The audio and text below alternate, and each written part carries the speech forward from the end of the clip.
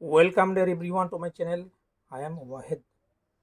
মই আজিৰ এই ভিডিঅ'টোত জেনেৰেল মেথমেটিক্স ক্লাছ 10 চেপ্টাৰ 7 অৰ্থাৎ সপ্তম অধ্যায় স্থানাংক জ্যামিতি কোঅৰ্ডিনেট জেমেট্ৰি 7.3 এক্সাৰচাইজৰ 1 নম্বৰ কুৱেশ্যনটো মই ধুনীয়াকৈ কৰি দিম।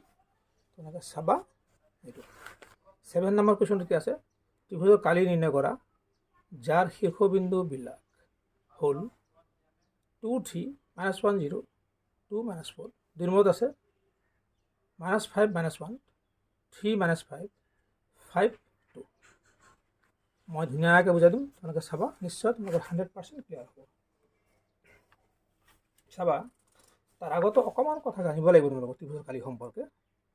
মই সেইটো দিছোঁ। ত্ৰিভুজৰ কালি এৰিয়া অফ ট্ৰাইংগল। সাধাৰণ সূত্ৰত আমি জানো, তোমালোকে জানা, ত্ৰিভুজৰ কালি হাফ পূৰণ ভূমিপূৰণ উন্নতি। এই ত্ৰিভুজৰ ক্ষেত্ৰত তোমালোকে চাবা, হাফ ইনটু বি চি হ'ল ভূমি আৰু এডে হ'ল উন্নতি।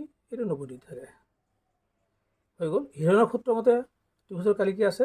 ত্ৰিভুজৰ কালি √S into S minus A bracket S minus B bracket S minus C। S আকৌ কি আছে? A plus B plus C by 2।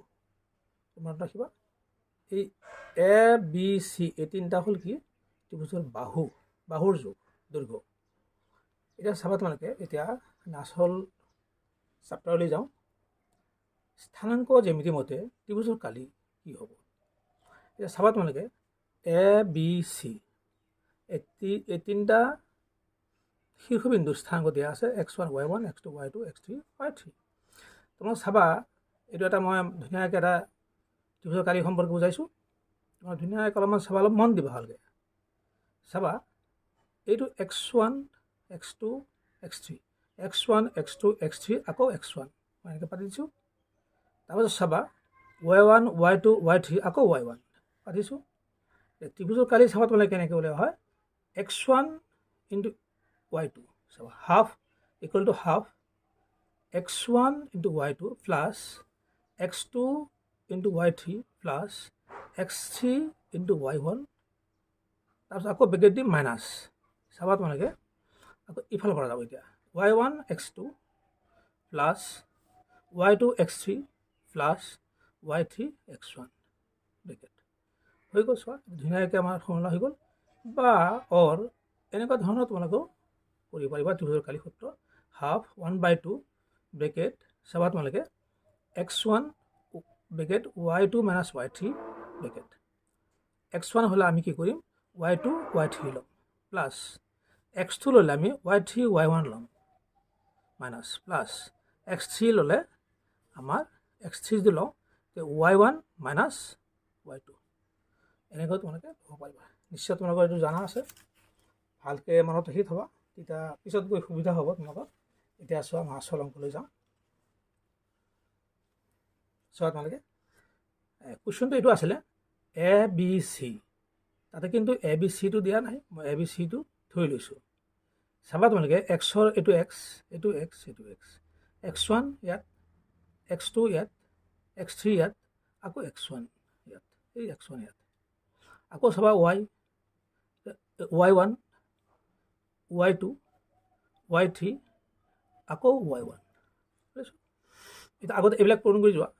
A B C ত্ৰিভুজৰ কালি half 2 into 0 plus -1 into -4 plus 2 into 3 bracket minus আকৌ আমি ইফালৰ পৰা যাম। এতিয়া 3 into -1 plus 0 into 2 plus -4 into 2 হৈ গ'ল। ধুনীয়া।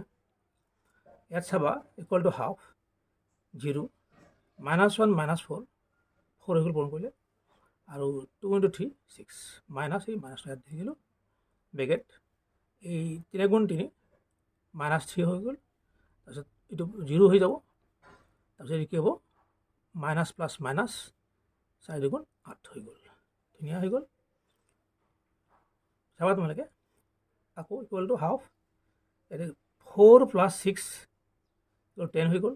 এই মাইনাছ -3 আৰু -8 -11 হৈ গ'ল bracket equal to half 10 minus plus 11 equal to half 10 আৰু 11 প্লাছ কৰিলে 21 হ'ব চ' 21/2 বৰ্গ একক এই হ'ল 1 নম্বৰ হৈ গ'ল নাম্বাৰ 1টো হৈ গ'ল নাম্বাৰ 2 চোৱা ভেৰি ইণ্টাৰেষ্টিং তেনেকুৱা ধৰণে হ'ব ভাল লাগে নাম্বাৰ 1 আৰু 2 ধৰা হ'ল ABC বিন্দুকেইটা মই ধৰিলোঁ কিতাপত এনেকৈ দিয়া আছে এতিয়া চোৱা এইটো ফাৰ্ষ্টত এক্সবিলাক ল'বা ইয়াত লিখিলোঁ ইয়াত লিখিলোঁ ইয়াত লিখিলোঁ আকৌ এইটো ইয়াত লিখিলোঁ তিনিটা লিখাৰ পিছত আকৌ ঘূৰি পাৰিলোঁ আহিব আকৌ ৱাই চাবা এইটো লিখিলোঁ 2 লিখিলোঁ আকৌ এই -1 লিখিলোঁ আকৌ ঘূৰি পৰা এতিয়া চাবা তোমালোকে প্ৰথমতে ABC ত্ৰিভুজৰ কালি হাফ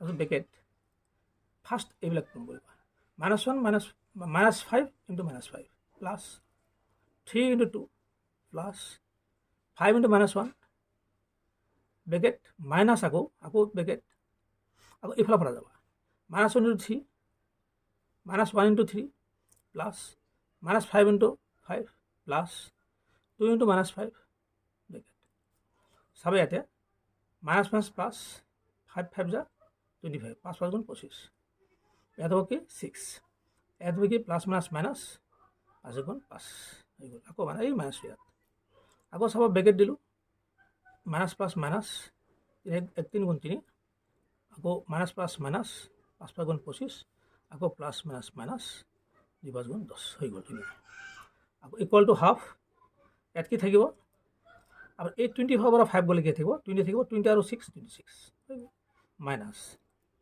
ইয়াত চাবা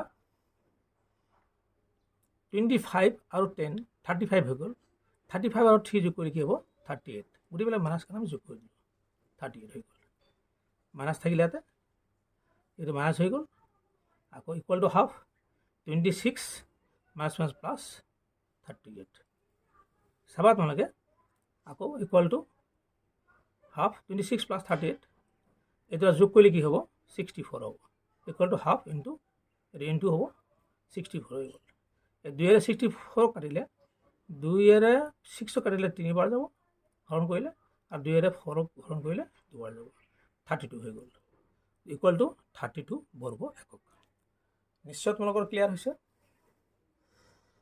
ভিডিঅ'টো চাই কেনে লাগিল কমেণ্টত জনাবা এটা লাইক দিবা নিশ্চয় বেছিকৈ শ্বেয়াৰ কৰিবা অন্য ষ্টুডেণ্টকো জনাৰ সুবিধা কৰি দিবা চেনেলটো ছাবস্ক্ৰাইব কৰিবলৈ নাপাহৰিবা wait for my next video' thank U